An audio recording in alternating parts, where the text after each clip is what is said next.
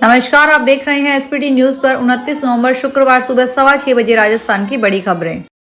1 दिसंबर से राजस्थान के कर्मचारियों की बल्ले बल्ले होने वाली है। 1 दिसंबर से राज्य कर्मचारियों के बैंक खाते में आने वाली सैलरी में बम्पर इजाफा होने जा रहा है। 1 दिसंबर को मिलने वाली सैलरी में इस बार 3% डीए की बढ़ोतरी जुड़कर आएगी। इसके अलावा इसी 1 दिसंबर से ही मकान किराया भत्ता भी बढ़ा हुआ जुड़कर आएगा, यानी कुल मिलाकर 1 दिसंबर को मिलने वाली सैलरी अच्छी आएगी। राज्य सरकार ने पिछले माह 24 अक्टूबर को केंद्र सरकार की तर्ज पर राज्य कर्मचारियों का डीए 3% बढ़ाया था। राज्य में पहले राज्य कर्मचारियों को महंगाई भत्ता 50% दिया जाता था। 3% बढ़ोतरी के साथ डीए अब 53% हो गया है। दिल्ली से कॉपीराइट कार्रवाई करने आई टीम ने गुरुवार दोपहर जयपुर के व्यापारी भिड़ गए। इकट्ठा हुए व्यापारियों ने कार्रवाई के विरोध में टीम के साथ हाथापाई कर डाली। हमले में टीम के 4 सदस्य के चोट लगने से घायल हो गए। शास्त्री नगर थाना पुलिस ने मामले में 7 आरोपियों को राउंड अप किया है। पुलिस ने शांति व्यवस्था बनाए रखने के लिए मौके पर अतिरिक्त पुलिस जाब्ता तैनात किया है। एडीडीसीपी बजरंग सिंह ने बताया, दिल्ली से एडीजी और एडवोकेट्स की एक टीम कॉपीराइट संबंधी कार्रवाई के लिए गुरुवार को जयपुर से अफसरों के पास पेश हुई थी। कॉपीराइट कार्रवाई के लिए टीम के साथ शास्त्री नगर थाने के जाब्ते में भेजा गया था। सीकर हाउस रोड और उसके आसपास दुकानों पर कार्रवाई चल रही थी। कार्रवाई के विरोध में व्यापार मंडल अध्यक्ष सहित व्यापारी इकट्ठे हो गए। व्यापारियों ने इकट्ठे होकर भिड़ गए। देखते ही देखते व्यापारियों ने टीम से हाथापाई कर डाली। राजस्थान में एनसीईआरटी का पाठ्यक्रम ही लागू होगा। हालांकि कक्षा 1 से 5 तक काफी बदलाव किया जाएगा, वहीं कक्षा 6 से 12वीं तक की किताबों में 50 से 20% कोर्स ही बदलेगा। नए कोर्स में राष्ट्रीय दृष्टिकोण और वर्तमान दौर की चुनौतियों का समावेश किया जाएगा। इसकी रिपोर्ट अगले महीने पाठ्यक्रम समीक्षा समिति सरकार को सौंप देगी।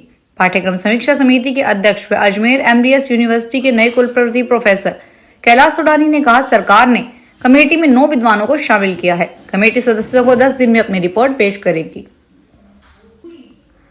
राजस्थान के पूर्व मुख्यमंत्री अशोक गहलोत ने ईवीएम पर कांग्रेस के राष्ट्रीय अध्यक्ष मल्लिकार्जुन खड़गे द्वारा सवाल उठाए जा रहे सवालों का समर्थन किया है।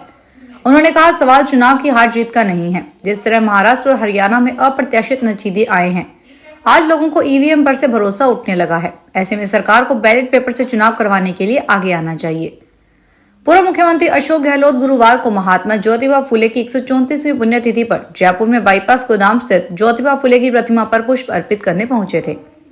यहाँ उन्होंने कहा कि यदि लोकतंत्र का तकाजा है कि विपक्ष यदि कोई बात बोले तो बिना प्रतिष्ठा का सवाल बनाए इस पर स्टडी करवाए, सर्वे कराया जाए कि देश की जनता का मूड क्या है, क्या जनहित में है, ताकि आने वाले समय में लोकतंत्र मजबूत रहे।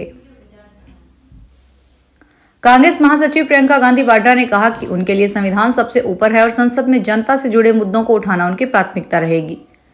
श्रीमती वाड्रा ने लोकसभा की सदस्यता की शपथ लेने के बाद संसद भवन परिसर में पत्रकारों के सवालों के जवाब में कहा कि लोकसभा में विपक्ष के नेता राहुल गांधी के साथ वह संविधान को मजबूती प्रदान करने की लड़ाई लड़ती रहेगी और जनता के मुद्दे संसद में उठाना उनकी प्राथमिकता होगी। उन्होंने कहा, जनता के जरूरी मुद्दों को उठाना, देश और पार्टी के लिए काम करना ही मेरी प्राथमिकता रहेगी। हमारे लिए संविधान से ऊपर कुछ नहीं है। हम संविधान के उसूलों के लिए लड़ते हैं और लड़ते रहेंगे। फिल्म अभिनेत्री और भाजपा सांसद कंगना रनौत के खिलाफ आगरा कोर्ट में दर्ज वाद में गुरुवार को सुनवाई हुई। पिछली तारीख पर कोर्ट ने कंगना को नोटिस भेजा था। ऐसे में कंगना आगरा कोर्ट में पेश हो सकती थी। हालांकि न तो कंगना पेश हुई और न ही उनकी ओर से वकील आए। अब कोर्ट ने अगली डेट 12 दिसंबर दी है। 24 अगस्त को कंगना ने एक इंटरव्यू के दौरान कहा था, किसान आंदोलन के समय रेप मर्डर हुए, बिल वापसी न होती तो प्लानिंग लंबी थी। इसके बाद उनके खिलाफ राजीव गांधी बार एसोसिएशन के अध्यक्ष रमाशंकर शर्मा ने एमपी एमएलए कोर्ट में 11 सितंबर को याचिका दाखिल की थी। आरोप लगाया कि कंगना ने धरने पर बैठे लाखों किसानों पर अभद्र टिप्पणी की है। जेएमएम लीडर हेमंत सोरेन चौथी बार झारखंड के सीएम बन गए। उन्हें गुरुवार को रांची के मोहराबादी मैदान में गवर्नर संतोष गंगवार ने शपथ दिलाई। मंत्रिमंडल का विस्तार बाद में किया जाएगा। समारोह में इंडिया की 10 पार्टियों के 18 बड़े नेता शामिल हुए। इसमें राहुल गांधी, पश्चिम बंगाल के सीएम ममता बनर्जी और सपा प्रमुख अखिलेश यादव और आरजेडी के तेजस्वी यादव मौजूद रहे। राजस्थान के मुख्यमंत्री भजनलाल शर्मा ने जयपुर में आगामी 9 से 11 दिसंबर तक आयोजित होने वाले राइजिंग राजस्थान वैश्विक निवेश सम्मेलन 2024 की तैयारियों का गुरुवार को यहां जायजा लिया। राज्य सरकार सम्मेलन के सफल आयोजन के लिए कोई कसर नहीं छोड़ रही है और इसके तहत स्वयं मुख्यमंत्री श्री शर्मा ने गुरुवार को सम्मेलन की तैयारियों का जायजा लेने के लिए बस में बैठकर जयपुर शहर का दौरा किया।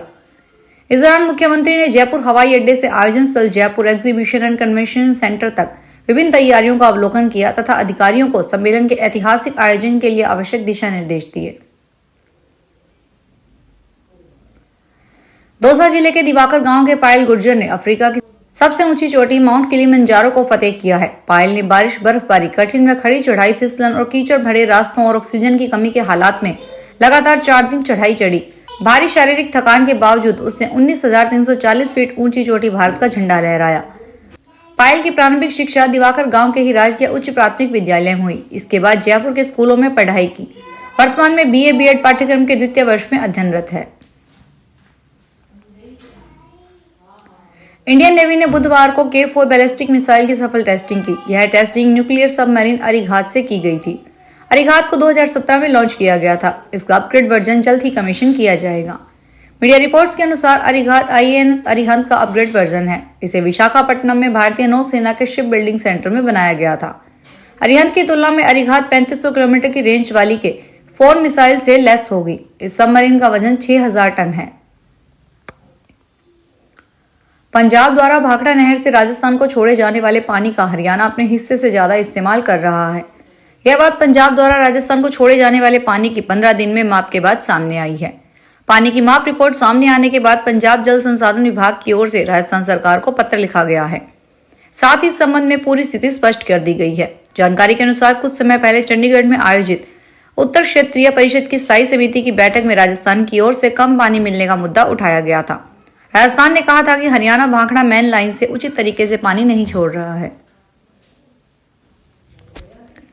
राजस्थान सरकार ने सिंधी समाज को बड़ा गिफ्ट दिया है। लेह लद्दाख सिंधु दर्शन यात्रा पर जाने वाले प्रत्येक सिंधी तीर्थ यात्रियों को 15,000 रुपए की आर्थिक सहायता देने का ऐलान किया है।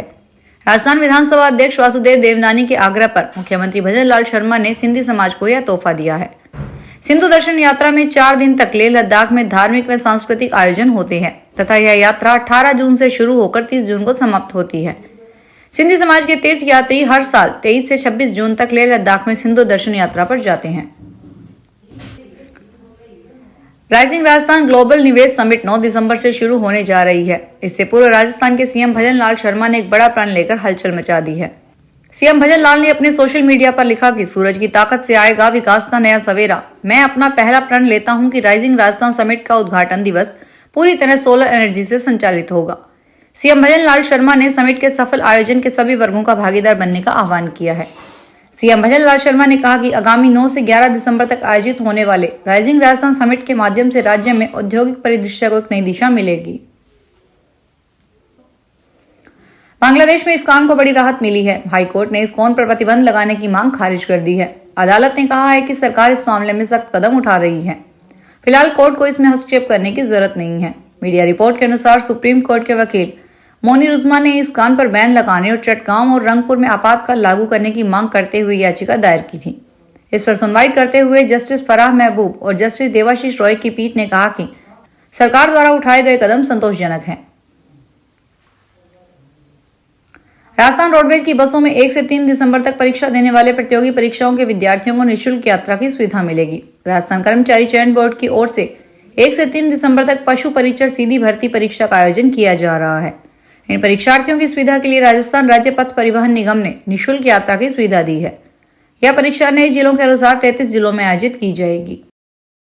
फिलहाल बड़ी खबरों में इतना ही। ताजा खबरों को देखने के लिए चैनल को सब्सक्राइब करें। देखते रहिए SPT न्यूज। धन्यवाद।